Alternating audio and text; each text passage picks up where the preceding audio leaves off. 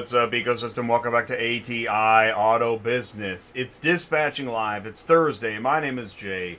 Top auto logistics video news on Tuesdays, connecting retail, wholesale, logistics, and tech. Your auto transport community media since 2017. Thank you so much for taking the time. We got 1 hour on the clock or more. We have special guest Brian Riker, your DOT guy. He's on the show today. Please do feel free to jump in the chat, and let's do this.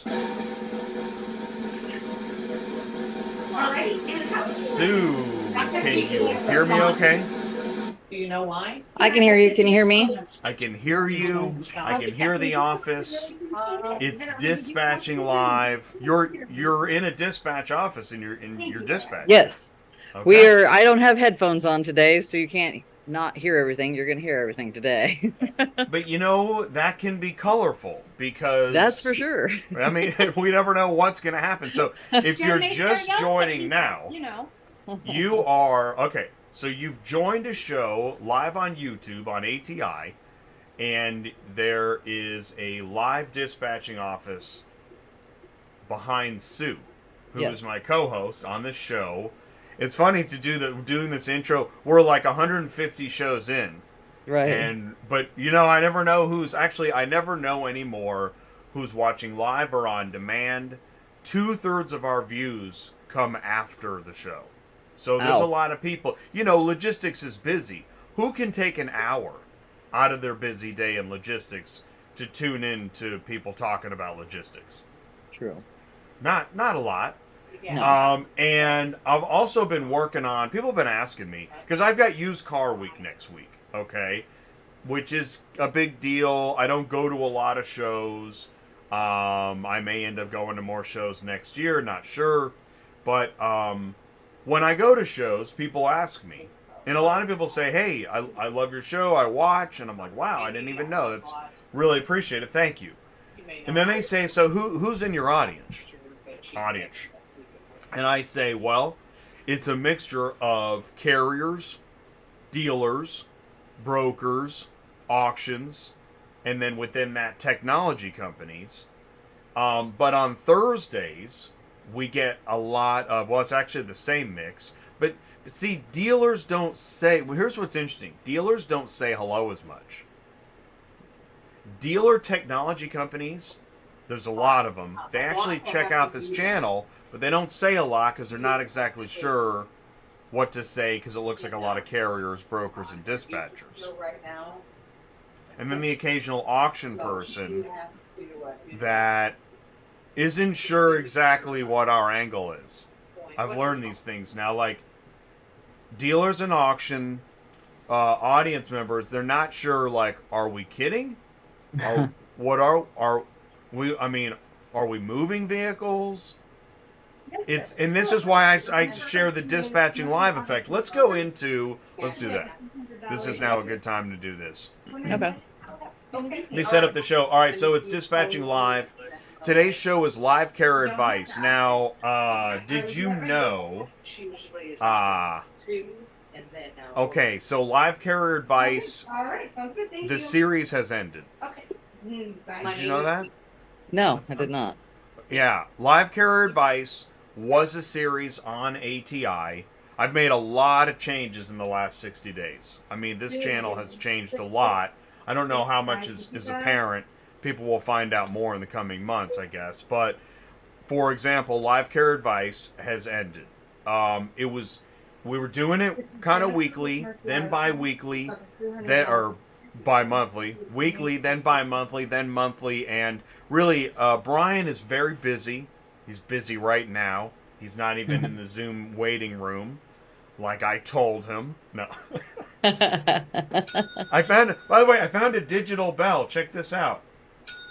You hear that? No. I can't. Can you hear that?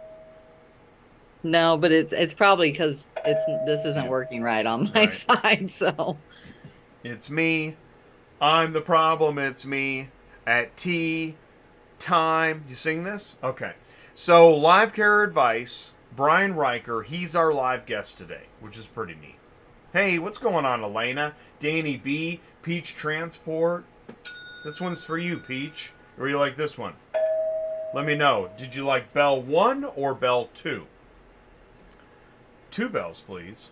One ping Vasily. Name that movie. One ping Vasily. Give me one ping.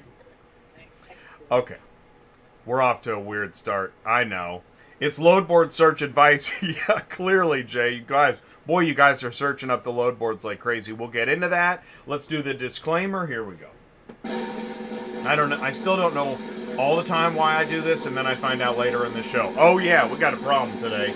Please be aware that views and analysis provided on Dispatching Live relate to the auto transport industry as a whole, and may not relate directly to ATI, Auto Business, Auto Transport, Intel, any affiliates, advertisers, or audience members, and it's not my problem if you're triggered.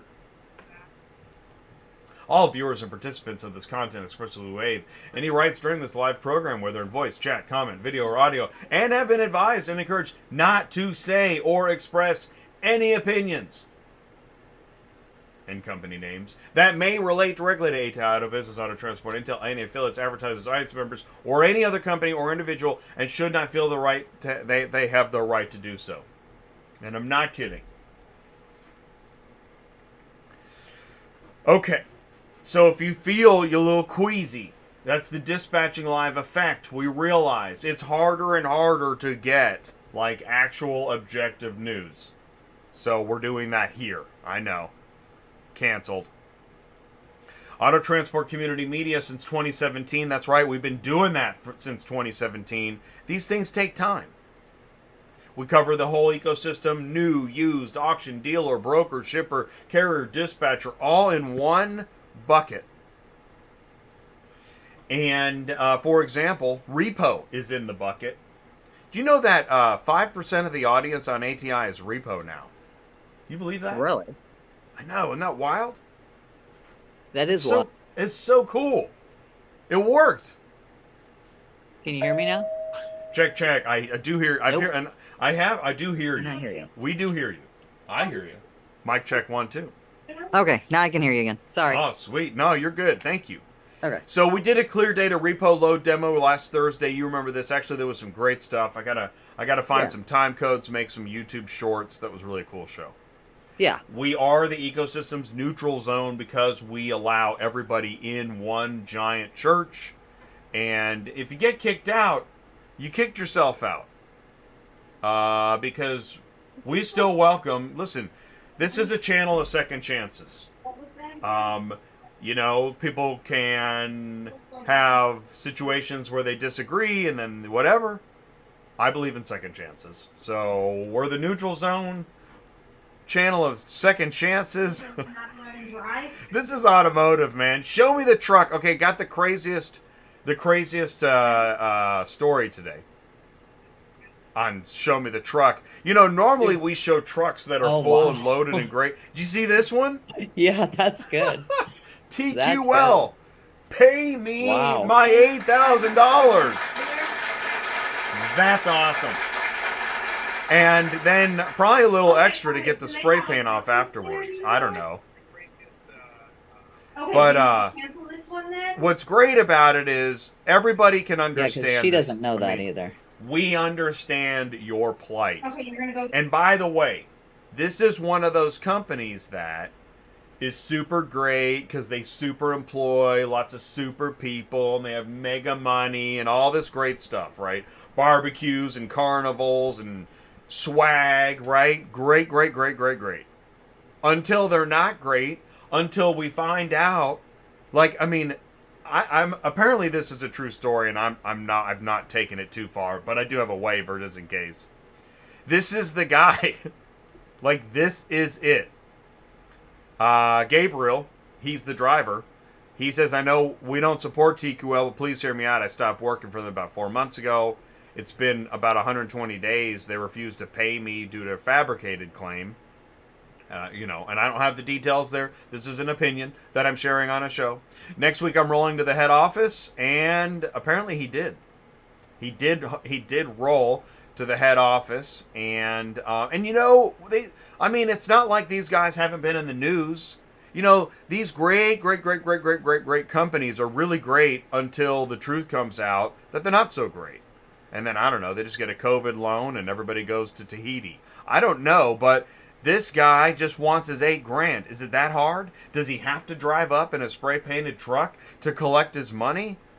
You know, and his dog's in the cab and he's out there. I mean, what is going on here? It really? Golly, dude. I'll bet each one of those windows is $8,000. I don't know. Just hand the guy a window. Hey, did you get the memo? All right.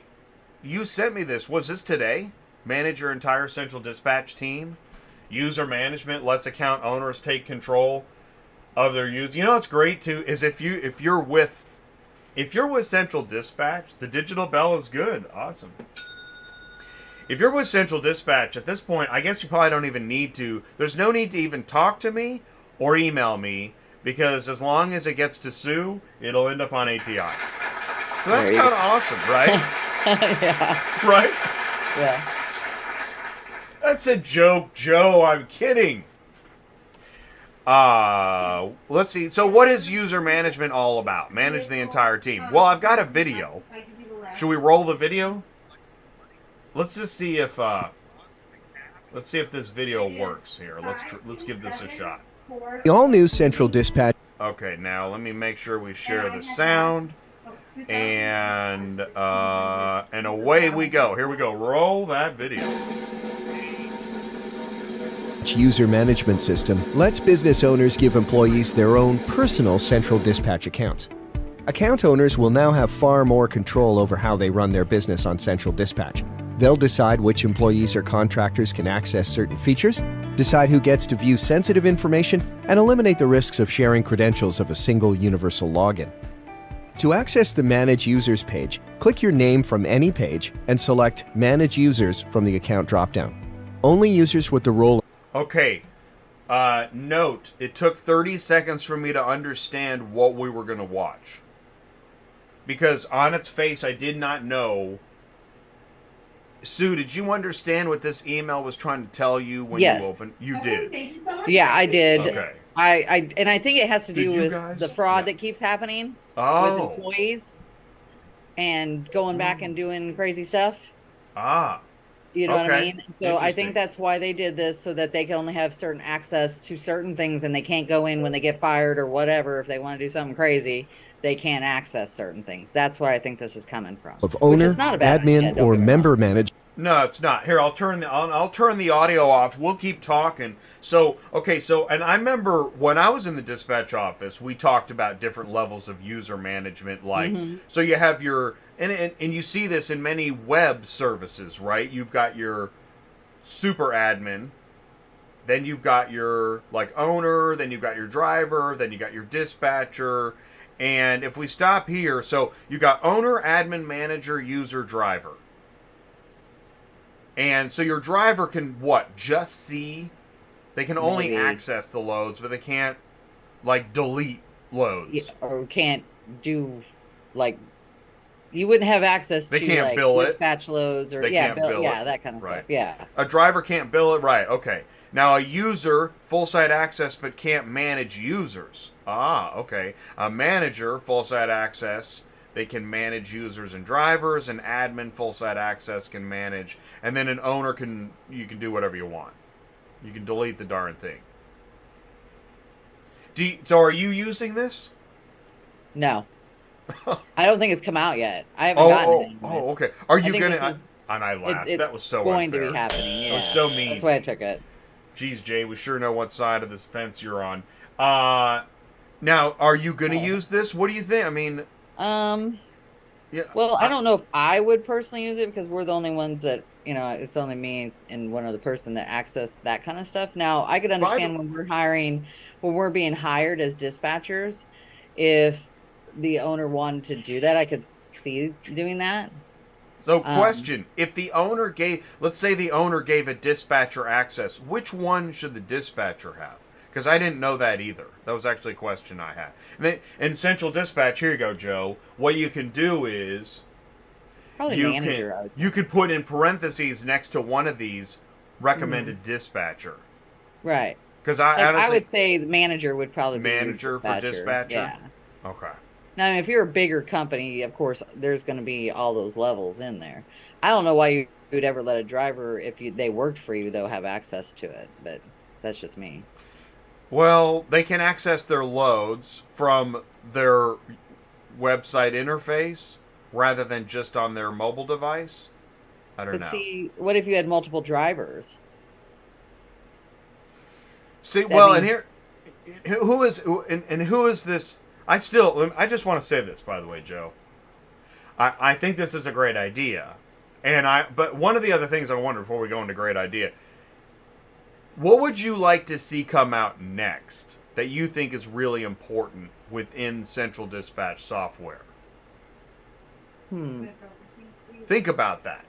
Because I think it's cool this has been released, but I wonder what other modules and enhancements.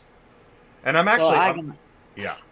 Honestly, I don't know if this is going to fall into this category, but this whole rating thing and just letting anybody put ratings on you. Oh, the ratings thing. Any, because they're doing it all in retaliation. I mean, that's what's ticking us off is they don't pay us our broker fee and they give us a negative. Okay. It's not right. And also on top of that, does everybody realize that you don't get notifications if you've got a negative or a 1-star? You have to go in and find it. We do no longer get notifications we were given any kind of rating whatsoever, or that you gave somebody a rating. So we used to get emails back every single time. Ratings is still your biggest beef. Ratings is my biggest thing. I've lost thousands of dollars because I can't get people to pay me the broker fee because of this. What? There's nothing to hold over their head. There's not. I mean, you have 60 days to pay me now, right? Now I get the 60 days, but if they don't care, they don't care. Nobody trusts these ratings anymore because everybody just writes whatever the hell they want on here. There's no control issue or nobody monitoring whether it's true or not.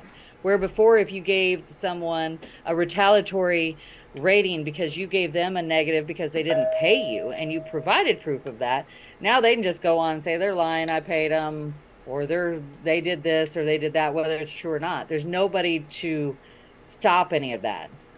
It's just whatever anybody wants to put. So if you think of it that way, then it's all lies. How can you trust it? Wow. Right? Whoa. I mean, what's amazing? I thought we were going to kind of focus on this a little bit. Mm-hmm. And that reviews update has really got you on fire. Oh, yeah. And you can't be alone. You can't be alone. No, I can't be. No, there's no way. And I mean, so I want to talk about the broker fee for a second. So you're saying, because what's broker fee? Broker fee is an amount of money that, let's say you're a carrier and you agree to move a load for $800. And the broker fee is $100. Right. So you get $800 COD, and really, so the carrier pay is $700. Carrier pay is, I'm going to show you my little notes here. The carrier pay is $700, but I'm going to collect $800 COD, and I'm going to pay the broker $100. Right. What's to force me to actually pay the broker once I collect the $800? Right? Nothing. Not much. Yeah, not much. No. But you're saying you used to use reviews to make sure you got that money. Right, because we'd say, okay, look, and I mean, don't get me wrong, we still say that, but there's nothing really, say we give them a negative, like we just got a call from somebody we gave a negative to for, and that was the other thing, like before we could give them a negative, but take it off once they paid us. Now I wait until 60 days, because that's the rule, 60 days. I wait till the very last minute to whether they're going to pay me or not. They get a negative, it stays on there. And we just got a call from a guy now, and he's like, I didn't know about it. I was using a dispatch service. They never told me that I had to pay you a broker fee. I got a negative. What can we do about this? Well, yeah, you can pay me. And you can, this is what I told him to do. I said, go into your reviews, say that you paid me. I'll respond and say, yes, he did. But that's all you can do for it. And if they don't catch it, if it's past the 60 days, there's nothing anybody can do. Like, I can't review it back. He can't review it. It's just a done deal, and it cannot be removed. And you can't imagine when I get a load and I'm going to broker it out to a transporter, and you look at all the reviews and they're saying, well, they haven't paid. And they may have paid. Sometimes they say, yes, I did pay, or I've seen them on there. I'm sorry, we screwed up. We got the payment from these people and we gave them gave a negative to the wrong company, and Central won't remove it. That's true. They won't have anything to do with any of this stuff any longer. So you can't make a mistake.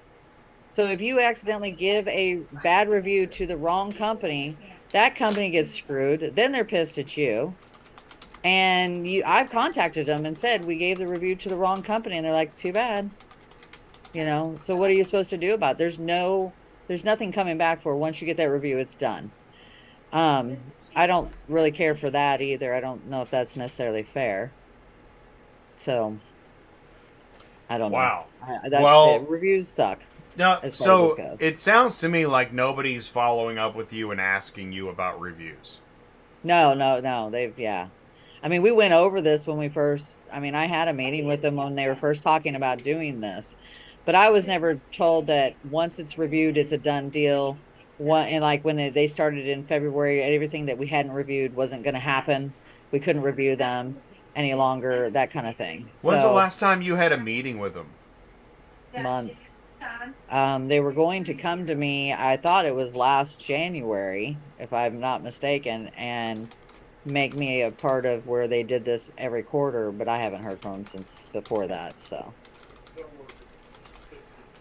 what do you think has changed?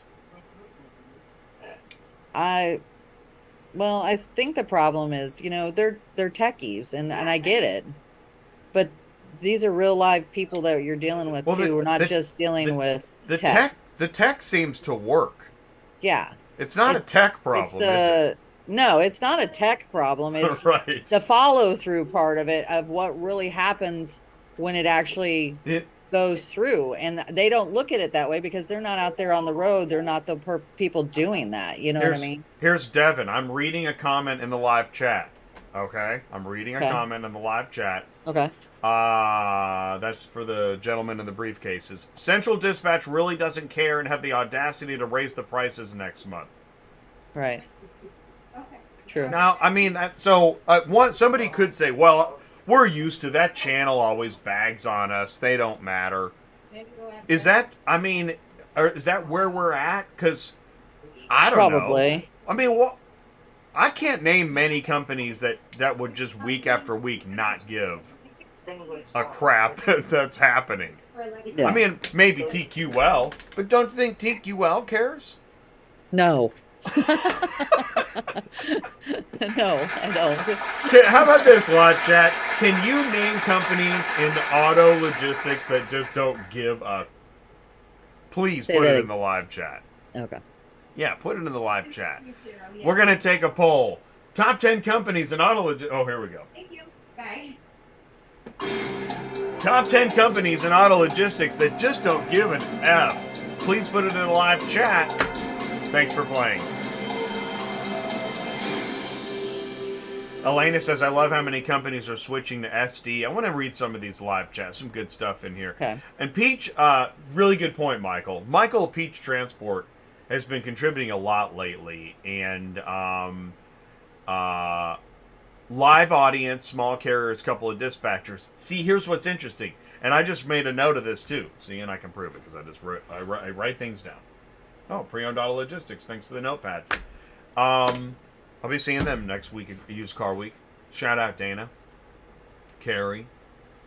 Let's see, there's Jeremy and Colby. And let's see here. So, my live audience is different from my on-demand audience. Isn't that interesting? This gets back into... There's the folks that want to tune in live. And I mean... here's what's interesting. I get it. I would want to tune in live, but I don't know if I'd have the time. That's why I no longer take the views personally, like live views, because people go and watch on demand when they have time. You can skip through. You can listen to the podcast. Get a lot of podcast downloads, too. The podcast download number surprised me because it's going up. And in fact, like people... The most listened to podcast platform is Apple Podcasts, and I don't do anything to promote that. So I don't know. It's interesting. The most social media I do is LinkedIn. Okay. So, but thank you, Peach. I think you're right. In the live audience on Dispatching Live, you have carriers and dispatchers. On the live audience on Tuesdays, you have more of the dealer, broker, auction tech, as well as carriers and some dispatchers. And in fact, less carriers tune in on Tuesdays because, and I was having a conversation, this is going to aggravate. I don't know if I should say this. I don't want to trigger anybody. Should I wait? I'm going to wait. We're going to do trigger information later in the show. Yeah, that's the right thing to do. I'm making a note. Remind me, trigger information. We'll end the show with trigger information. So stick around to the end of the show for trigger information. That sounds like a new segment on ATI.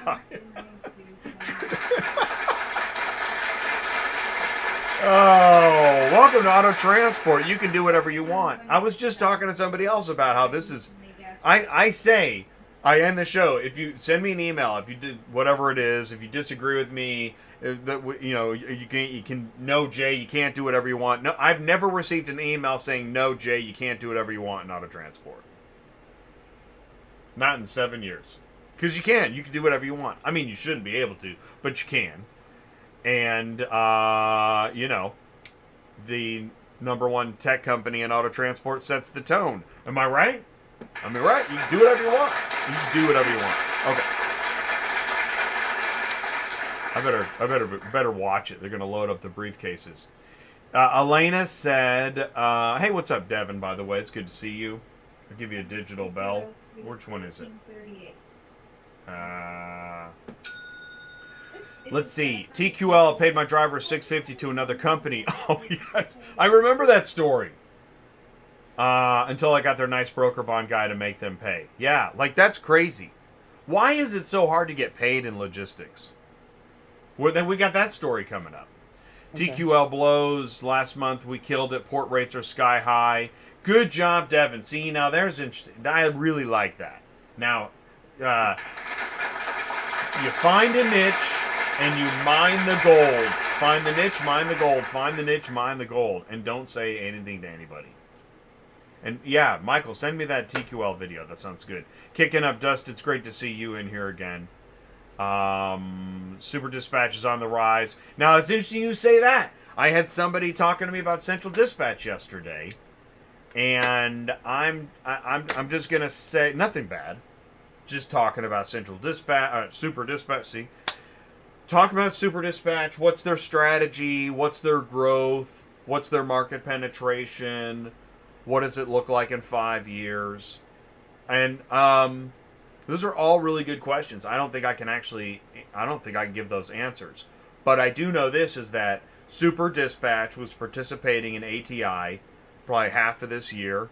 That was really cool, really interesting. We hope they come back in 2024 and do some more great stuff. So we're looking forward to that. Okay. Hey, DDD is here. What's going on? Digital Bell. Okay. Since you can do whatever you want in Auto Transport, Sue? Yes. All right, Sue writes to me, is this some BS or what? This was after it was dropped and billed out. I said, yep. What are we talking about, Sue? So she said, yeah. What? So here's the document. What is this? What is this? And by the way, name that broker. Yeah. This is a load sheet and the rate confirmation. Okay. Did the load. We took the load, just so you know, on Friday to drop, pick up Monday, drop Tuesday. We dropped it on Tuesday. I get an email from them saying, we sent you the wrong rate confirmation. We need you to accept this new one and send it back to us. And it's for $266. I sent them an email back and I said, I am not going to accept this. This is not correct. I have a rate confirmation with the correct amount that I signed on Friday. I still have not heard back from them. But talk about some, yeah. Now, BS. How is this the wrong? Okay, let's dive into this. Same one, right? Yeah, this is okay. Let's go into it because, we know there's plenty of, and I'm just gonna, this is why I have a waiver. Right. we know there's bait and switch all the time when you call a load. Yes. But this would be bait and switch after you've got the load. Yeah, this is after I've delivered the load. After you've delivered, oh my God. Okay, so the carrier out of Woodlands, Texas, agreed to a $400 quick pay, which actually gives them $388 because this broker's also a bank. Right. Right? So they have a $12 processing fee, which is at least cheaper than Vegas. Yeah, it's 3% is what they charge, yeah. Yeah, you know. Yeah, cheaper than also basically factoring company usually too, so. Forget about it. We're going to charge you a fee because we're all banks now. Yeah. You know, like when people need to borrow money from me for a couple days, I charge them 5%. Yeah. F it. Right. So, it's picking up in Westfield, Texas. I don't charge people to borrow money. Okay. Especially when they've worked for it. That's another thing, too. Good job, son. Well done shoveling the driveway. Now, if I pay you now for shoveling the driveway, I'm going to have to charge you 5% as your dad. Okay? Now, I could pay you for shoveling the driveway. I could pay you in 30 days at the full amount. All right? But since you shoveled the driveway, if you want the money now, I'm taking 5%. I mean, come on. Anyways, it's picking up in Westfield, Texas. It's going to Abbeville, Louisiana. It was picked up. It was delivered. It's a 2023 Ford Bronco Sport. Okay? Yep. That's the original signed to $400 minus 3% agreement. Yep. Picked up on the 30th, delivered on the 31st, 233 miles. We don't want to miss anything. Because, oh my gosh. Wait. No, that was the wrong dispatch sheet. Here's the correct one. Picking up in Westfield, Texas, delivering in Abbeville, Louisiana, 2023 Ford Bronco Sport. Yep. Same load number. Scheduled pickup was a month ago. Oh, wait a minute. Wait a minute. Did we miss the SLA and we got to screw the carrier because is that what this is? Screwed up. Yeah, I think that's probably their fee involved in it. Is what I think crap! Is going on. We're not taking a hit. We're passing this on to the carrier. Yeah. Oh yeah. We'll just tell them. Listen, here's what we're gonna do. All right, everybody, sit around the conference room. Here's what we're gonna do. Now we realize the origin is the same, the destination is the same, the mileage is the same. But we messed up by a month, or it's a typo, whatever it is, who cares? We're not taking the hit. Just call them. Just call them and tell them we got it wrong. Okay? Okay. Yeah. Good job, everybody. Rock and roll. We're the best. Right, and this is the expression of the VP in the corner office that hears about this on ATI. Like, oh, God. Really? That freaking channel again talking about? Oh. Well, listen, don't stink it up and you won't end up live on ATI. All right? Okay. Ding. And this actually came in too, which is ironic. So I work for Echo Park Automotive, and they are a big part of the company. Sometimes we get issues from the transporters that come to Echo Park. Why can't most of the transporters understand we have to notate damages, and you guys send us the new rule? We have to mark damages regardless, even if they marked it just like yesterday. I had to press the middle button, the orange, and press STI, because he refused to allow me to notate damage. So, everybody's really happy. Just loving it. Good work, everybody. But it was the dispatcher. Before we go on to the dispatcher, let's see here. Oh, Elena, you can say it all day long. I just can't. My hands are tied. I can't do that. That'd be terrible. I might run into them at Used Car Week. Oh, I'm sure. Yeah, I'm sure they're going to be looking for me. Let's see here. Where is... Oh, okay. Brian says he'll do his best. No problem either way. This is actually why... This is one of the reasons why Live Carrier Advice came to its finale. He's just busy. He's very busy, which is awesome. Brian's really busy. Brian is really busy. Oh no, Elena. Oh my goodness. Brian is really Brian is really busy, and actually so am I. That's the thing too. We both needed more of our time back. I feel like I work all day. I'm now down to 2 shows a week, and because we have put the series finale on Cars on the Move as well.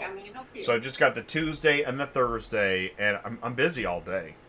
Whether it's phone calls, or I'm working on marketing, or I'm working on YouTube Shorts, which actually that's a lot of work. I know, Jay. Oh, Jay. Okay. All right. We had this show Tuesday, the other day, Halloween special, broker versus carrier. Now, Sue was having audio issues when we were talking about getting to know your dispatcher. Sue, did you see this? Yeah, but I could see, but I couldn't hear anything that was going on. All right. Until I finally got on the phone. Well, it's your lucky day, because we are going to revisit Know Your Dispatcher. Okay? So, Stannis, I don't know where in the heck this came from. And I had to fuzz the faces out. Stannis works night ops in Lithuania office, has 0 math skills, becomes agitated when he's asked to calculate driver hours, which is funny because that was me. I would drive. My drivers would ask me to like calculate and map out every pickup and every delivery, and I'm like, no. What about booking loads? What about verifying loads? Can I focus on what's going to keep you loaded? Doing Google Maps homework is not... That doesn't add to the revenue. I realize we need it, but... And then Stannis also sells DMT to his coworkers. Now, Vassal, by the way, you'll notice a pattern in the names. They're Irish. And Vassal has worked for 4 different truck companies this year. Always his decision to leave. He posts every truck as VM. What is VM? Do you know what VM is? That sounds like freight talk. Devon says, don't forget they don't speak English. Okay. All right. So this is going over really well. Like a Led Zeppelin, as some would say. Like a Led Zeppelin. All right, we'll keep moving. Oh, that was it. Wait a minute. That was it. Oh, I don't have any more, and Brian's not here. Oh, Brian, no response. Oh, that's interesting. I didn't know that. So this could be a shorter show. Okay. Boy, I never say that. Because we're so used to having the guest show. Let me tell you, let's talk about some future shows while we're here. We've got, this could be cool. We've got, Rob Stevenson. Oh, no, before him. Okay, Freight Validate with Nathaniel. I want to ask you, what are you doing to vet carriers right now, Sue? The usual, like, we get their certs, we read their reviews, just the usual stuff that we always do is grab all their paperwork, make, if they're brand new, I usually will give people a shot as long as I can get all their documentation. You can also look them up on the Safer website, FMCSA. I will be honest with you, most of my people have worked with me. So it's very few and far between I get newbies. Okay. So good. I'm glad you mentioned that. I'm going to read some notes from a conversation I had yesterday. We might just go into that trigger. We might just go into triggered information right now. All right. we were talking about, I'm reading off of I took some notes on my laptop here, and so I'm going to read off of that. And by the way, you can share your screen. Let's look at some loads, too. Okay. We'll go another 20 minutes. Now, I was asking this guy, who I've known for quite a while, and he's worked as a broker. That's been his, main career in auto logistics. He's a cool guy. And so, he doesn't make stuff up or have to garnish the truth with cherries and crap. Okay, so he says he thinks that a majority of carriers are starving right now. Oh, yeah. Do you think that's true? You agree? Okay. Absolutely. Majority of carriers are starving right now. Let's talk about that. Live chat. Are a majority of carriers starving right now? Do you think this is true? And let's talk about why. And for example, like, he believes that a majority of carriers are taking cheap loads because they're desperate just to stay loaded. Now, I don't mean like super cheap, $50 less, but not, carriers are not able to dictate the dollars that they need to cover their costs and make the right money they need to grow a business. Right. You think that's true? Oh, yeah. They have us basically by the balls right now. They do. And that would explain why. That's interesting you say that, because that would explain why. Let's just do it again. Let's try. You know what? What we did was we're gonna back the truck up and drive over the body again. All right? That's why, like, this stuff, you can maybe pull this off, right? Yeah. Because carriers are desperate. Now, what are you doing in this situation?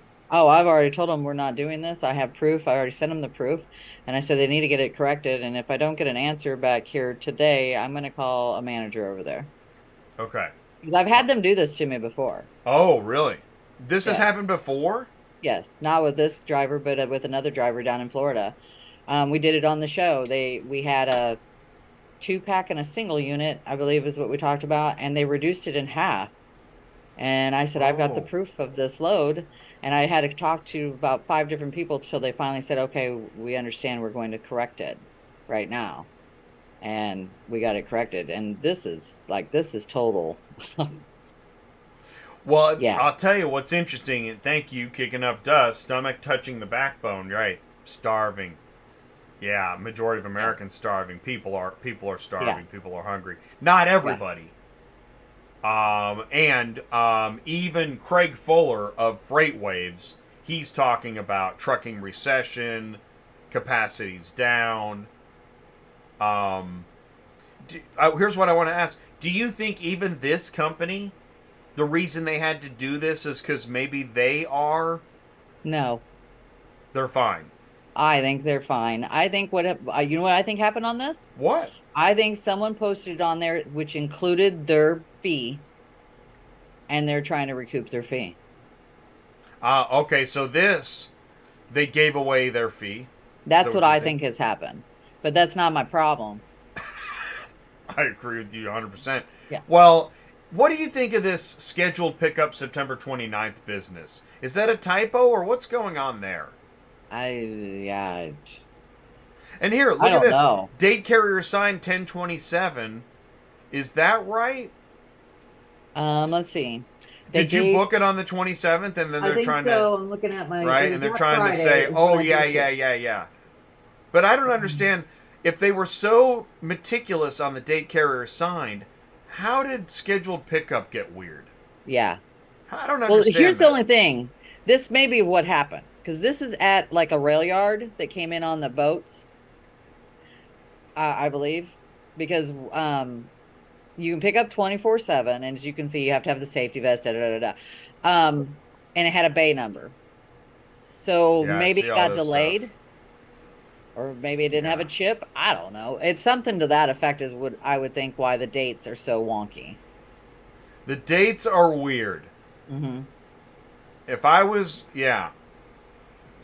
with the lead detective on this case, I'd say, what's up with the dates? Where's 9/29? Where'd that come from? Yeah.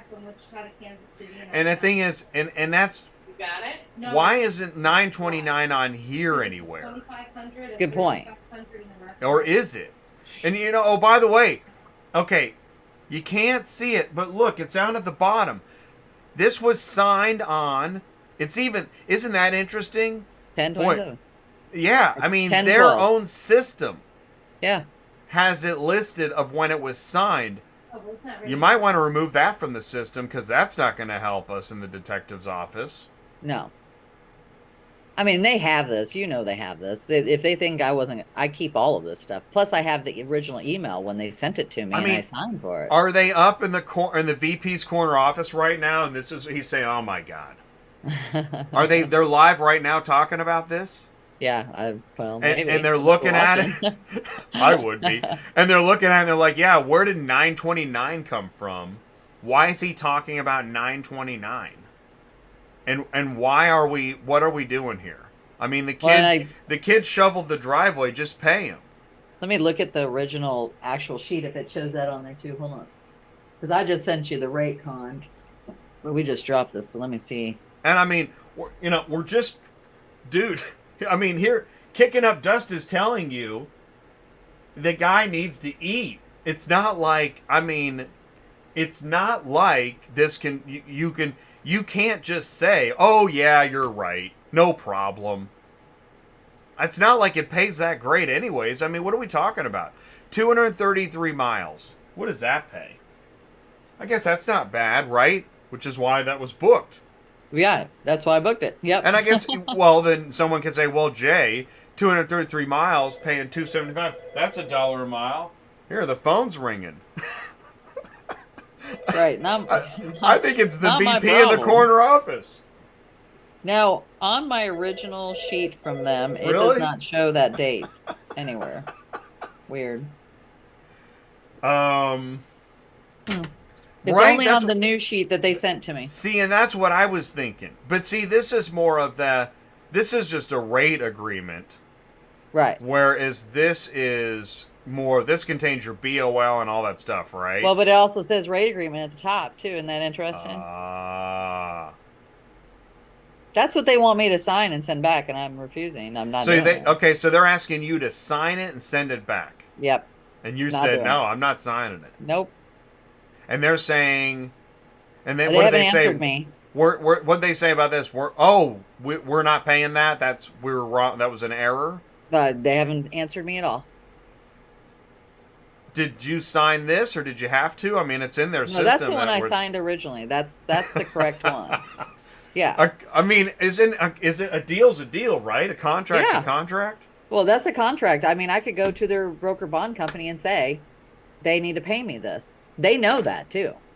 That's a contract. We followed through with what we were going to do. We picked up on the day we were supposed to. We delivered on the day we were supposed to. We have a signed bill of lading. There's no damages. They cannot do what they're trying to do. Wow.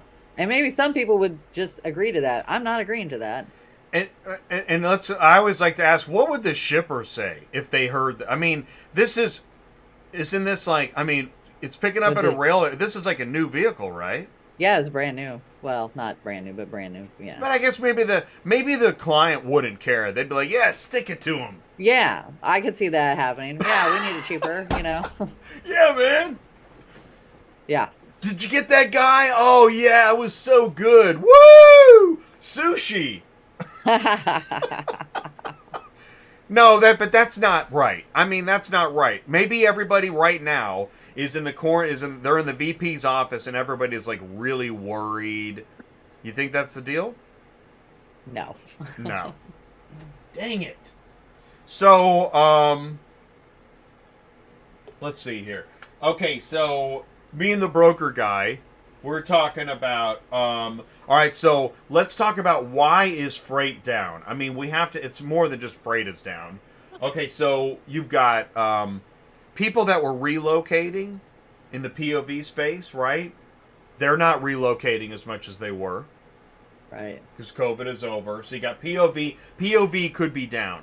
And this is where, like, what I would like to know, I probably won't get this in, but I guess if I did some research, man, Jay, if you just did some darn work, I would like to get some POV move statistics. All right, I'm going to write that down. POV move stats. Because we're assuming POV moves are down. Okay?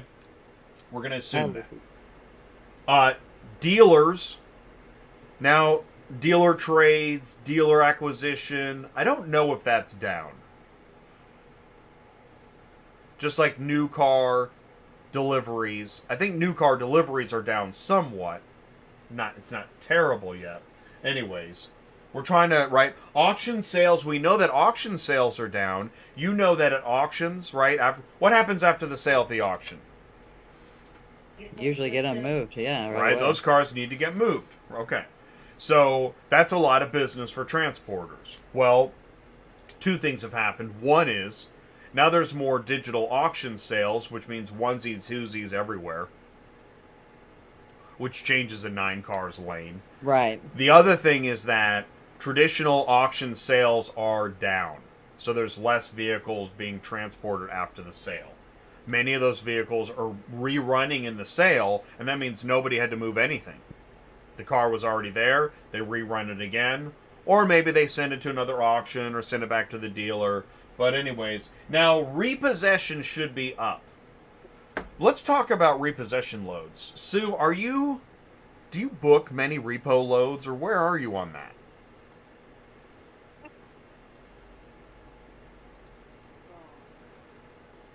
Silence.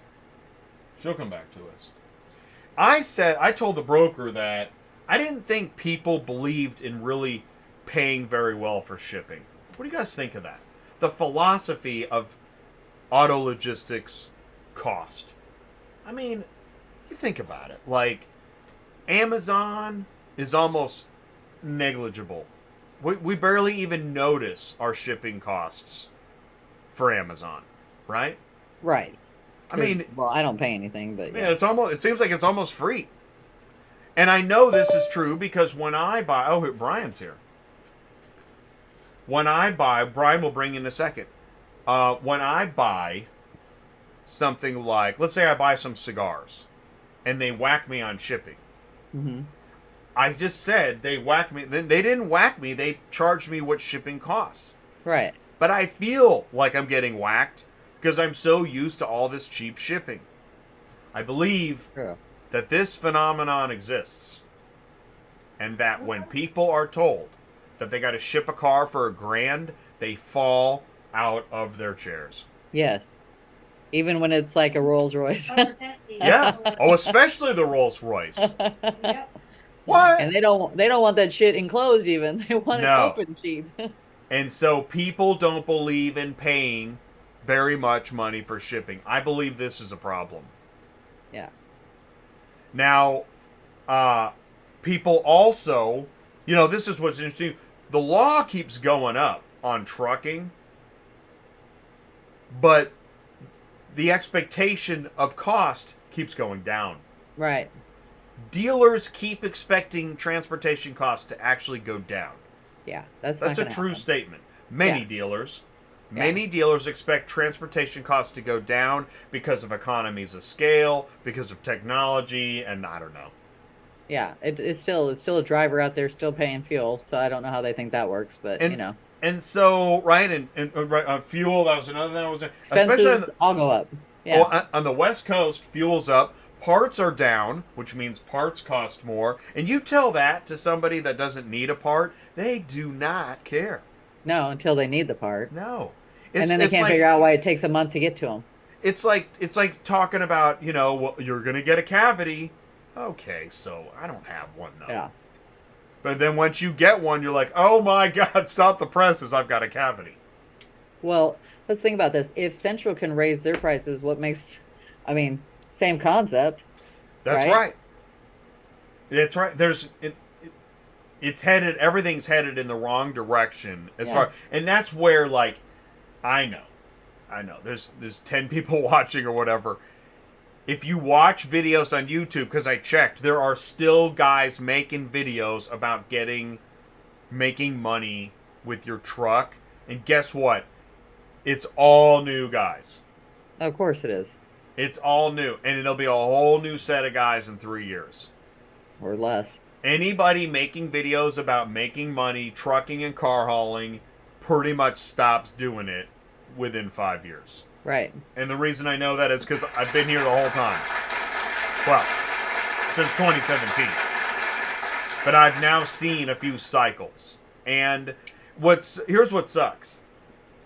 The return on making that get-rich-quick video, let's say you get 50,000 views for making a get-rich-quick video. Let's round it off at 100K, which isn't common. Well, you need 1 million views to make $4,000. So, if you got 100,000 views, you still only made $400 to make 100,000 people believe that they're going to get rich trucking. Was it worth it? Was it really worth $400 to let a section of the trucking community know that you didn't tell them everything about this business? Is it really worth it? No. I mean, can we pass a hat and give $500 to every get-rich-quick YouTuber idea? Oh my God, you hear what the guy said on ATI? It's true, it's not worth it. Don't make videos of get-rich-quick crap. It isn't worth it. Do me a favor, stick around. Right after this, we're going to be live with your DOT guy, Brian Riker, for some live career advice. We'll be right back. Are you completely stressed out from all the calls and the contracts and the verifications of loads where nobody ever answers the phone? Call Murphy Auto Dispatch Services today. Murphy Auto Dispatch Services has over 15 years in the transport industry. We are your office while you are on the road. We book, we verify, and we bill out your loads for you. We have an excellent accounting staff and an even better dispatch team. Give us a call today at 417-273-0021, or if you want to email me, it's murphyautotransport31@yahoo.com. Give us a call today.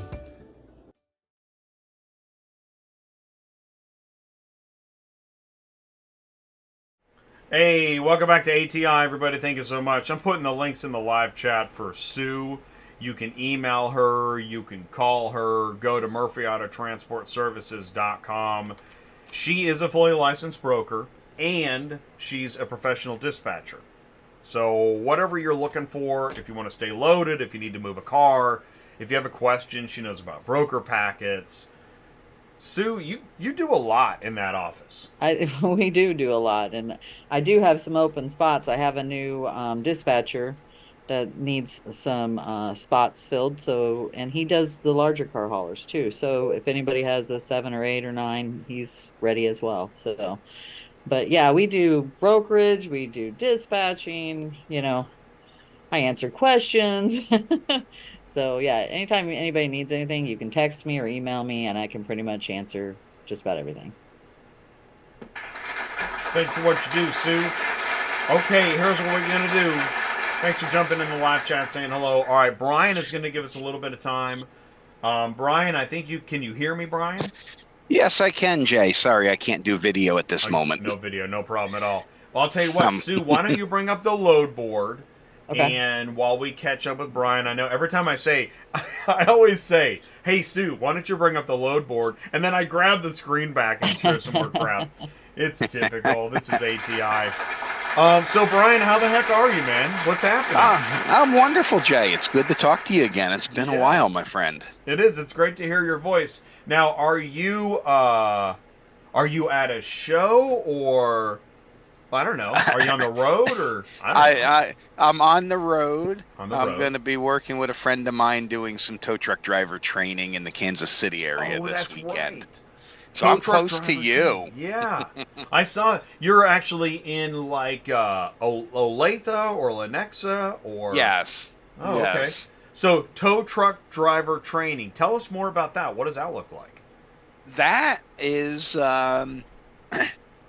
light, medium, heavy duty drivers, and classroom training, talk about principles and theory, then practice it in the yard where you hook up the things and roll them over, lift them, learn what your equipment can do, what not to do with it, and help make better operators, safer operators. They're going to make good, competent decisions. Kind of just like in your world where we've been asked to train people how to load their car haulers so that we don't have the flip of the week and stuff like that. Tow truck drivers need education as well. I thought of you. I saw a potential flip of the week. The guy was driving a wedge, driving probably like a, I don't know, it was like a 3500. It's not like it was a problem, but he did have a medium to large SUV up on number 1, and he was on, I don't know if he was on the interstate, I can't remember, and I thought, he's probably headed somewhere, but it's interesting. It's you probably see it all day. I think my point is you're always going to see this stuff every day, all the time. It's part of the collective unconsciousness that you can just do that. Yes, it's just like when you buy a new green car, all you see is that same make and model in that same color everywhere. We just focus on what we're thinking about at the moment. And so, yes, I focus on DOT violations, especially with car haulers and tow trucks, because that's been most of my adult life. We were talking about, so I was saying how I was talking to a broker friend of mine yesterday, and we were talking about the industry, that carriers are hungry and capacity's down, costs are up. What's it like in the towing industry? Not much different. Not much different, really. It's very similar to the entry-level auto transport world, where if you can afford to buy a truck and afford to make the insurance payment, there are very few regulations beyond the same stuff that your audience has to comply with to become a tower. And there are brokers in the towing industry. We just call them motor clubs or call aggregators. They call them dispatch services, but not the same as you do in your world. And so they're the ones that have the contracts with the state farms and all states and stuff like that. And they give the work out. There's, just like in your world, there's apps where you can just sign up and be the Uber of towing, where you're the nearest truck and you get a call dispatched to you, whether you actually know what you're doing or not. It's very similar world. And so part of my mission, as you know, I've worked with the towing industry forever, is to professionalize and train in that industry. Let's say you're in the towing industry. Do you rely on word of mouth, marketing, AAA, just driving around? I mean, how do you grow business? All of the above. Towing's a little different than the auto transport for that. Most people will start out with some motor club contracts, like being a contractor for AAA or areas you're very familiar with in your world. They'll start out as a contract hauler for Copart or insurance auto auctions, and then they start picking up a little work here and there because people see their truck, see their phone number painted on the side of it, and then when they have built up, they have a facility that meets the standards for police rotation. They sign up, and hopefully they get qualified to receive calls from law enforcement when there's crashes or impounds, and that's how you build it. Very organic, just like building a transport company. What's it cost to get in as an owner-operator tow truck driver? Very, very similar to your world. Tow trucks are expensive. A brand new light-duty entry-level truck is over $100,000 today. Used trucks are through the roof too, $30,000-$50,000 for a wore-out truck. So you're going to drop six figures to get started right away. And is there a lot? I'm guessing there's a lot of owner-operator tow truck drivers. Not as many as you would think, but there are a lot of small 2 to 5 truck fleets in the towing industry. I wonder if there's a YouTube video, Get Rich Towing. You think there is? I'm sure there is, Jay. You think it's real helpful and informative? Yeah. Here we go. How to make the most money towing. How I got my first tow truck. Here we go. This is interesting. Let's see. It's very similar to the auto transport world. Very, very similar. And of course, the first YouTube short is a lady with, I don't know if she's going to take her top off. So there you go. That's why you get into towing. Let's see. Make 5,000. Here we go. Make 5,000 a week. Oh my God! Look, no way, Sue. This is crazy. I literally just said. Hey. Not that guy. Look at this.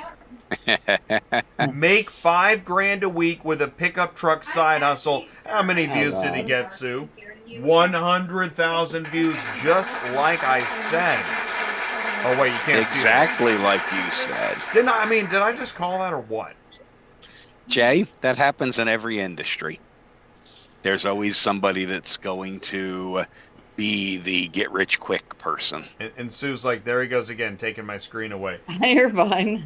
But that is weird. And look, I mean, whether it's a little bit of extra cash or a six-figure income, we think there's no better way than to make quick extra money. You want to weigh in on that? Is that a great way? Can you make $5,000 a week? No, you cannot. Just like you can't effectively be a part-time trucking company owner, being a part-time tow truck business owner is not going to end any better for you. Do you see? Am I the only one that sees this whole like side hustle thinking as like I don't. Side hustle. I realize, like, part-time job, second job, third job. But side hustle is making crafts in your garage to sell at the flea market or something like that. A side hustle is being an electrician or a plumber that does jobs on the side in your normal trade. I don't think owning a pickup truck and trailer to haul cars or hotshot freight is a side hustle. Yeah, how exactly? What would be your first hustle?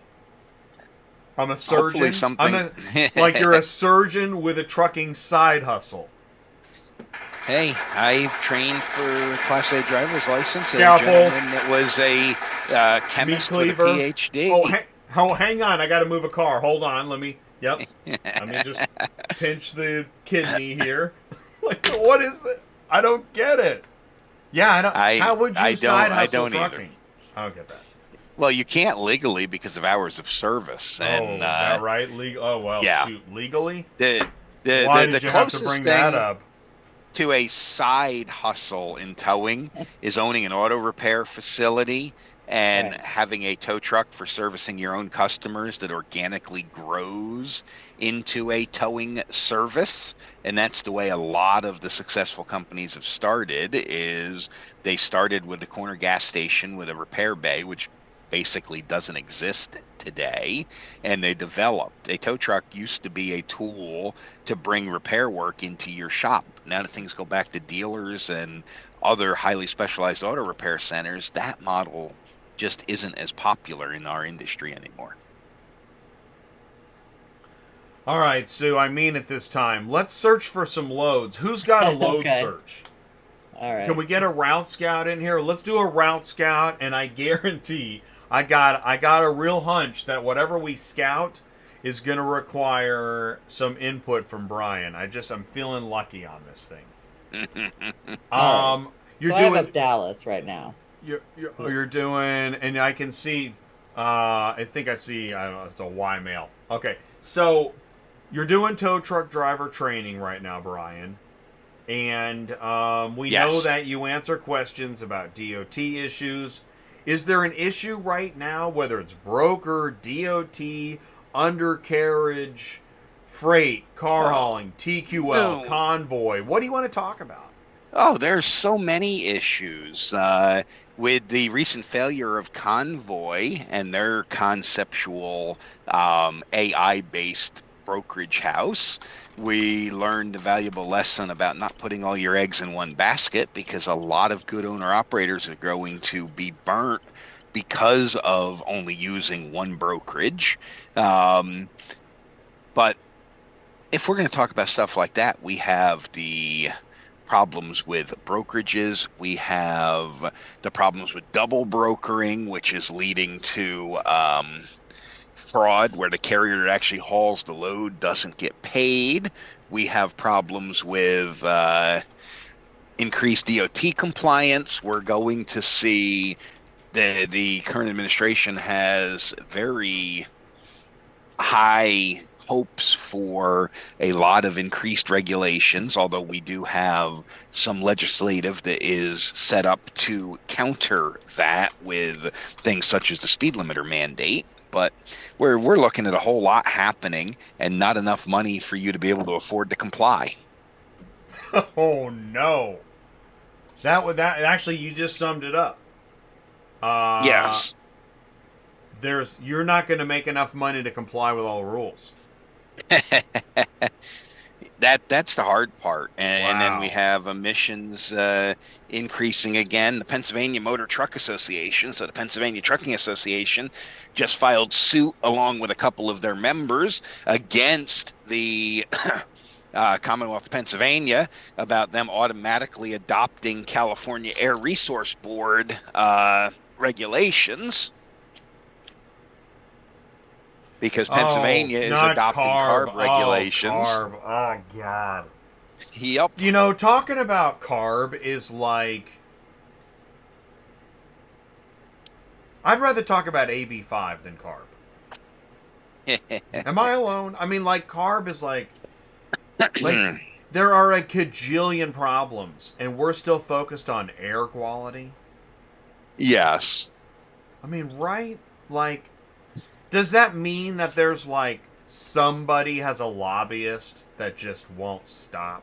When will Danny pick up? Like, who could it be? Like, deliver the next day. Like, I don't know. Hey, Sue. So, Devon's got DMV to North Carolina. What's DMV? I'm so glad you asked. I happen to remember this one, and I wondered if everybody knew. DMV... It's the Delmarva Peninsula, right? Well, I don't know. Okay, so we all have guesses. I think DMV means DC Metro, DC, Maryland, Virginia. Okay. It could be. I think it is. Am I right? Does DMV stand for DC, Maryland, Virginia?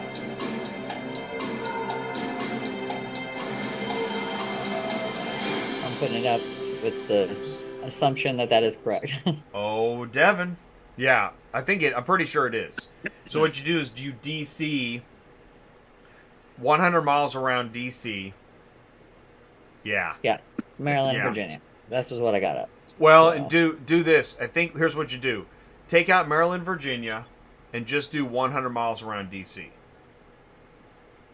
That's still Maryland and Virginia. Yeah, but it takes out some of the wonky, like, you know, it's going to take out Virginia Beach and Southwest Virginia. Yes. Kicking up dust. Hey, Brian, how do you get a TDLR license? And very good question. That is the Texas Department of Regulation, Licensing and Regulation. And so there are two parts to a TDLR license as they pertain to towing. One is the operator card, where you have to undergo classroom and, for your first time ever, hands-on training. Then you can do online refresher. So you have to do retraining, be recertified. And you get different classes of TDLR license. Consent towing, which is the lowest class. That means the customer hired you and wants you to move their vehicle. Then private property or incident management, so for doing towaways or police work on the highway. Then as the facility that employs you, or as the owner-operator that owns a towing company, your facility gets inspected by TDLR and has a whole bunch of regulations to meet, and business hours and office space and storage facilities and so on. And so the best way to get them is to contact the Southwest Tow Operators. That's SWTOW.com. The Southwest Tow Operators is the Texas Towing Association, and they can give you advice on what you need to do, and they can even provide you with links to training resources. So TDLR, Texas Department of Licensing and Registration, was that right? Licensing and registration or regulation, something like that. Yes, Right.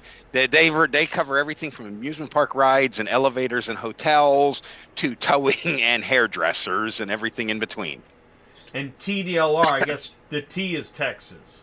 Yes. Yeah, If you just search TDLR, you will come up with their website. It's like tdlr.tx.gov or something like that. I can't remember off the top of my head.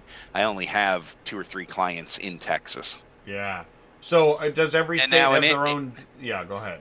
Not every state has their own version of that. Only a handful of states actually do. Okay. Now, the interesting part about TDLR and why it comes up in your world is a lot of Texas vehicle storage facilities will not release cars to you without a TDLR number.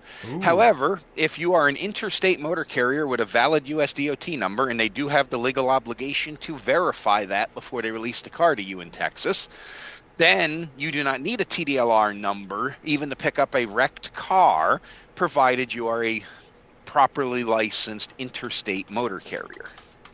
Wow, that was really kicking up dust. Thank you, Brian. That question comes up quite often because in Texas it's quite common. They ask you for your cab card and your TDLR license, and so the Texas towers have created a document that's got their registration, their insurance card, their facility license, their TDLR number, their DOT number, and the operator's card all together to present when you show up.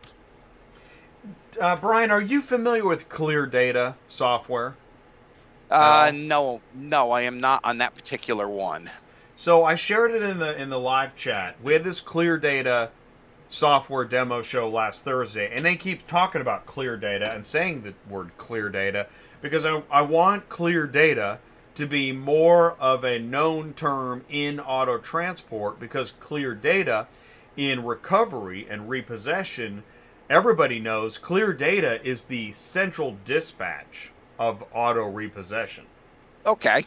So, and that it's different. It's not a load board, but it's a TMS where repo recovery agents manage their vehicle inventory. And in fact, then the question comes up now, do the remarketers, lenders, and auctions use Cleardata? And part of the answer to that is they actually use Auto IMS. Have you heard of Auto IMS? Not in your instance, no. Right? And that's why I'm here. I'm hoping you, like, if you kept saying, yeah, I've heard of it, know all of it, I'd have nothing to say. But thank you for helping me out. I just shared Auto IMS in the live chat. Now, if I was in the auction world and I said, what's Auto IMS? People would laugh me out of the room. Yeah, but, well, in our world, in the towing world, we have Auto Data Direct, which is a service provider that lets us get registered owner information, because we have an obligation when we do a non-consensual tow to notify the registered owner in a certain time period that we have your car, or the last known owner or lien holder.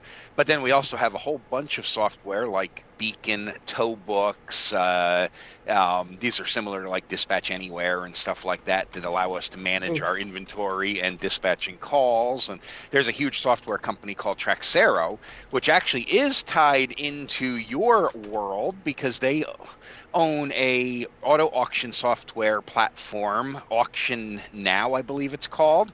And the gentleman that founded that used to work for one of the large upstate New York auto dealership chains, and I'm going blank on his name and the chain he used to work for, but he was the creator of that software, and now they sold that to Traxero, which is a consolidator of software programs in the towing industry. Wow, I just found towspec.com. That's from Beacon Software. That will tell you hookup points and information you need to know when you're using a tow truck or a flatbed carrier to transport a car.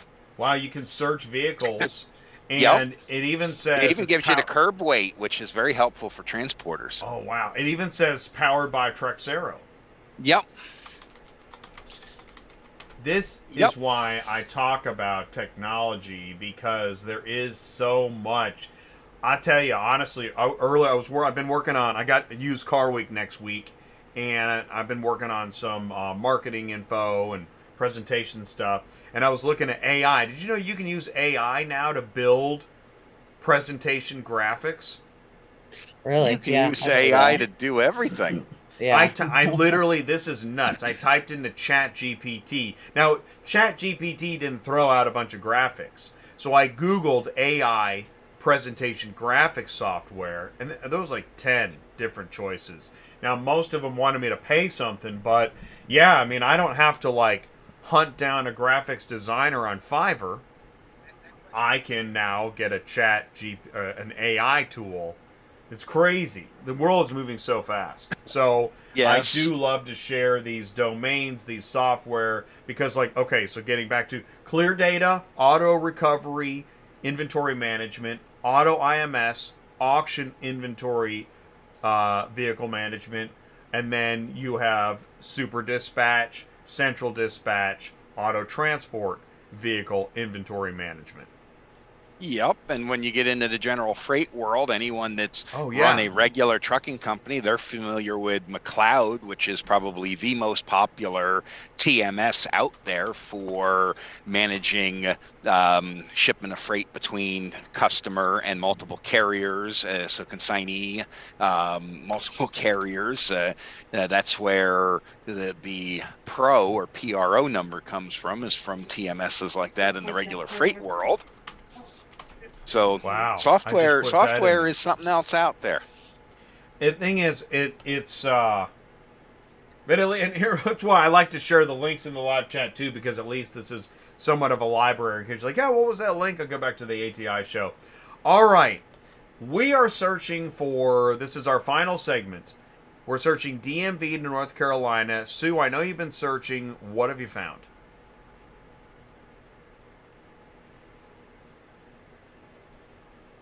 She's been on a silent search. Sorry. No, I have it up. Can you see my screen? Yeah, what's going on over here? It looks like you So got I a bunch pulled of stuff. I pulled the ones that I think would work. So you have to be signed up with eCar, and they don't tell you what it is until you call. But there's nothing. Usually, it's not anything really big. That's a good paying one. That's $1.58 a mile. Ooh, nice.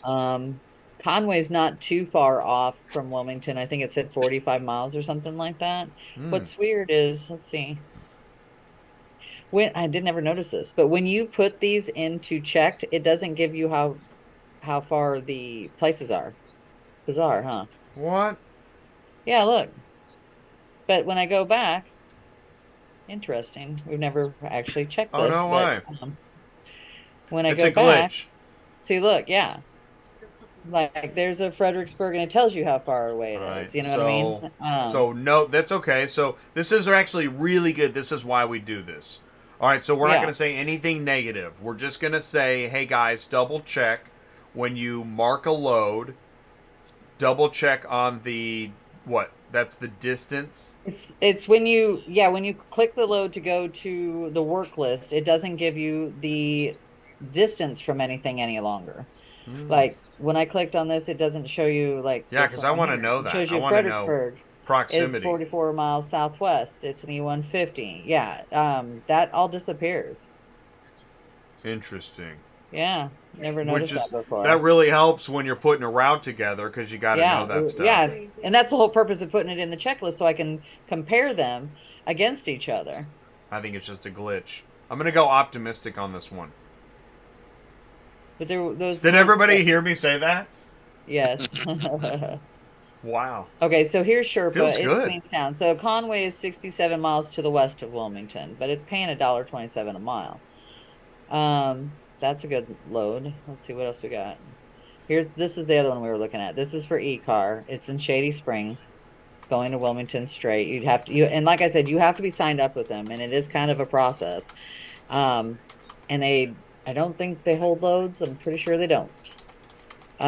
So you got to get signed up with them and get all your packet over to them, and then you have to wait for somebody in the offices to get you ready. It takes an hour or two, just so everybody knows. Let's see. Those are two really good ones going to that area. I'm not sure how big car hauler he is. So I just checked the best looking going to the best places, and I think that was the end of it. But yeah, in the work list, I want to say 4 car. I What mean, do you think, can do Brian? You view think route, Devon's a but- 4-car? I don't remember. I know, right? I think it's 4. And then we got one. That's a really big one with a 14-foot. It looks like a box truck on it. Oh, yeah. Yeah, we don't want that. Whoa. Yeah, so we'll uncheck that. Yeah. Here's a Mercedes-Benz at Dundalk, so you'd Oh. need your TWIC card to go You get have a it. TWIC car. Transcar Auto Shippers. I like Transcar. They're a good company. Oh, good. Well, that helps a lot. Here's a brandy wine. That's going to be, I think, oh, there we go. IA. I was going to Shoot, say, Barnes. that's a, is that an exporter? No, And it's a no. 92. Look at that. A 92 Chevy Lumina. But I think you're bringing it to him. I think he's a dealer. Hold on. Oh, okay. Let me see. So it's probably a buy here, pay here. Yeah, you're bringing it to him. Okay. Yeah. Yeah. Yeah, he probably is a buy here, pay here kind of I guy. wonder what that thing costs once they got that baby all shined up. What do they list that at? Way too much in today's market. You're right, but they're getting away with it. That's the true. thing. That guy's making money. That's Yeah. awesome. When the salvage yards are buying cars off the street over to scale for $600 and $800 in some cases today, that 92 Chevy Lumina is probably a $3,000 car at a buy here pay here car lot. You put $500 down and you covered what he paid in transport and IAA purchase fees and his $39 detail and a little bit of motor honey, and if you make one payment on it, he's happy. Right. Well, usually this is what I was told on the buy here, pay now.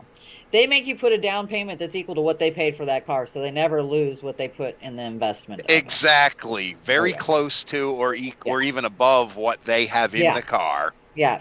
So if they still put a low jack on your car and come take it either way and start all yes, over again. they'll sell it 3 or 4 times. Yes. True. Very true. Actually, what's interesting, I've learned more and more about buy here, pay here car dealers, and that it's like a real business model. There's a lot of training. If you were like, let's say if you were spinning a wheel, should I get into car hauling, freight, towing, or buy here, pay here? Buy here, pay here. Yeah, Sad but buy true. here, Buy pay here, here pay is here. the answer. Yeah, it is. I used to have a dealer license. Yes, that's where the money is in this industry. Yep. Let's see. All right, good. That was good. Keep going, Sue. That was really good. I mean, those two are the best ones on here, and I like the Transcar one too. It looks like Victory says he's got a TWIC card, I believe, so that would work for him. And I think there was another one for RPM up here too. Always get your TWIC. Here's your this is going to be at the port too, more than likely, for RPM.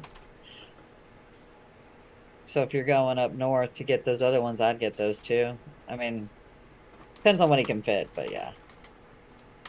And you can pay to have someone go get your cars at the port. They have the escorts there. Now, we did one down in Mobile last week. And originally back in the day, and I don't know if that's the case or not, but they would only charge $50 an hour. Now it's more than that. It's so much per car. I think my guy was told like over $120 for 2 vehicles or something like that. So it's not cheap. Yeah. No, it's not. No, it's not. You got to not. be paying the right amount of money if you're going to do it. Let's put it that way. So how much does it cost to get your own TWIC? Do we know? I don't know if it costs. It's just a lot of paperwork, and they do a background check. And look at this. Hey, you can't have anything on your record. I'm going to take the screen for a second. Look at this. I just actually got the answer, and I've never known this. Yes, there's a fee for your threat assessment and then reissuing the credential, and it is a detailed dive, but if you qualify for hazardous materials endorsement or a pre-check at the airport, then you normally will clear a TWIC, and even in some cases you can clear a TWIC and not be able to have your hazmat. If you're, looks like a TWIC, if I got this right, it's valid for 5 years, and if you do 2 escorts, you've pretty much paid for your TWIC. True. But how long? So- It doesn't say how long it takes, right? I know See, and it I've takes always- sometimes a couple months. Yeah. Yes, Yeah. the initial application is several months, and then you start to renew it about 90 days before it expires, and it takes almost every bit of that sometimes. Yeah. All right, Sue, you can put Central back up there. What I want to know is, if Devon is a 4-car, can you put together a load based on this Route Scout? Yeah, let me see here. It depends what kind of 4-car. I kind of need to know what. Let's go with Easy 4. Let's go with Okay. Kaufman Easy 4. I think that's what it is. You know I love Right. them. Hold on. Oh, I know. Well, it's more challenging, so that's what we're So going to do. I would start with the mix unit for e-car and find out what that is. Yeah. And then Probably you a go from sedan. there. Obviously, you can take the Sherpa one because it's a car. The Mercedes-Benz is a car as well. So I think even if this was an SUV, you're good. Even if this was a truck, you're good. And then you pick out one other one that's going to be along your route. This doesn't look bad. No, and if you're going to be up north at the port and stuff, I'd grab the Baltimore one, the Chevy Blazer. Now, let's see. We know, so Sherpa's really hard to get a hold of. Which one is Sherpa? Which car? This is the Oh, Optima. the Kia. Okay. Yeah, they do have this now that you can go, and I don't think you want that phone number there. Interesting. But you can go in here now and request the load. But I will say, I've waited for hours for them to answer me, and by that time I was gone. So definitely call too. Put in your request. Can you see the request page? Yeah, that's interesting. Okay. I didn't know about that. Yeah. They just started doing this because, I mean, if you want me to be honest, they don't answer the phone. And I think this is why they did this.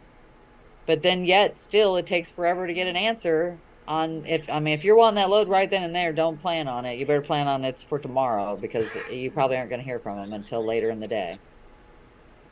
I wonder why. I'm not going to go any further than that, but I just wonder why. I don't know. There's a lot of brokers out there that Are they dispatching a lot of cars, maybe, with just a small office? No, I mean, honestly, I don't see... I mean, I like working with them. They pay well. They always pay well. But getting them to answer you is near to impossible. But there's several brokers like this that you cannot get them to answer the phone, or you call 50 million times to finally get through.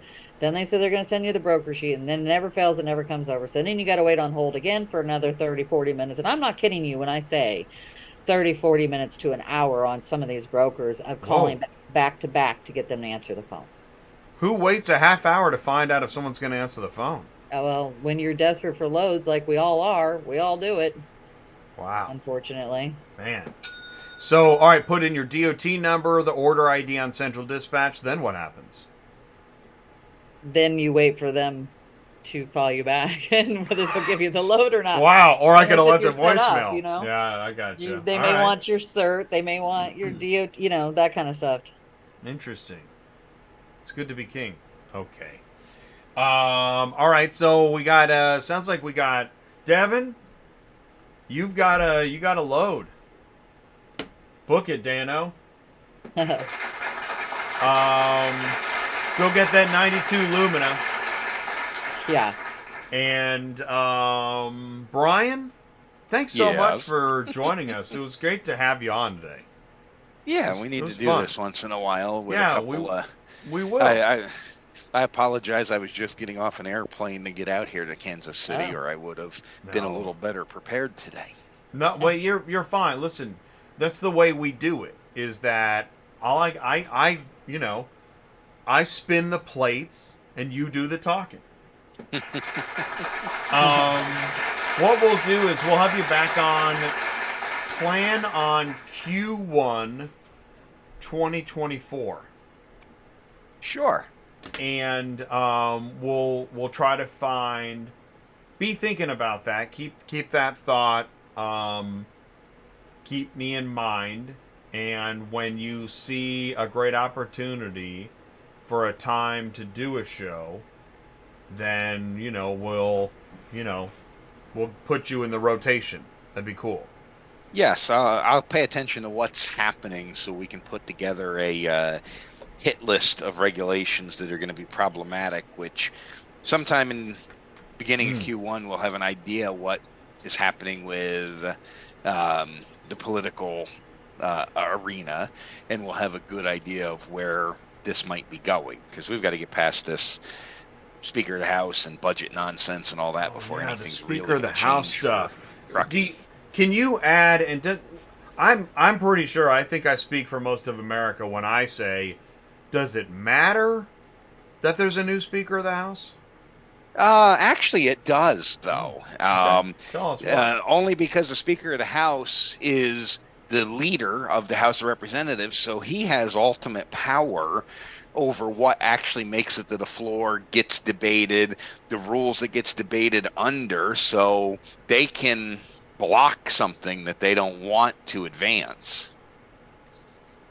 Probably the only other most powerful person in the House of Representatives is actually the chairman of the House Rules Committee, because they set the rules, and then the Speaker's gavel drops on what they can and can't do. So I could never do it.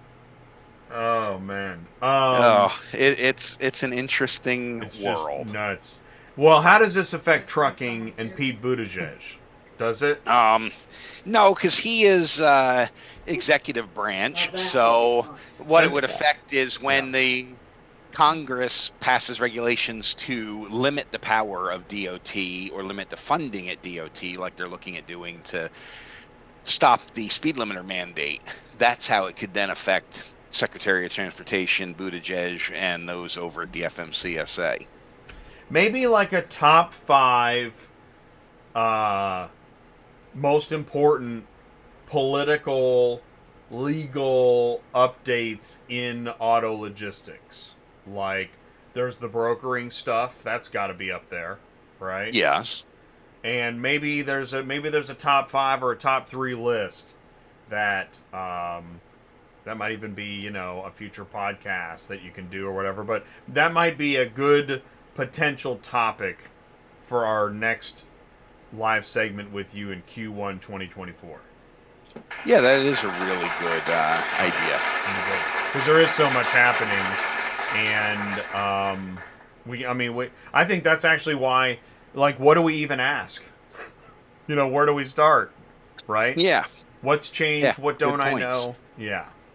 All right. Sue, Brian, live chat, everybody. I want to thank everybody for taking the time to tune in live and on demand. I actually thought today's show was pretty fascinating. Sue, I can't wait to get the update on that rate agreement. Okay. So please let us know. As soon as I know. We should find out something today or tomorrow, I would say. But they're going to pay me either way. I'm going to just tell you that. They're going to pay. And now are we talking the original rate? Oh yeah. Yeah. Oh, yeah. I mean, if I got to go to the bond company, I got a contract. You don't get to get out of that after we've delivered because you screwed up something. You know what I mean? Oh, boy. Okay. Oh, boy. They'll be replaying this video up in the corner office. At least we'll get a few extra views out of that. Yeah. All right. Well, don't kill the messenger. We're trying to help. You don't want to see this. Don't end up on the screen. Just do business correctly, right? Right. All right. Yeah, absolutely. All right.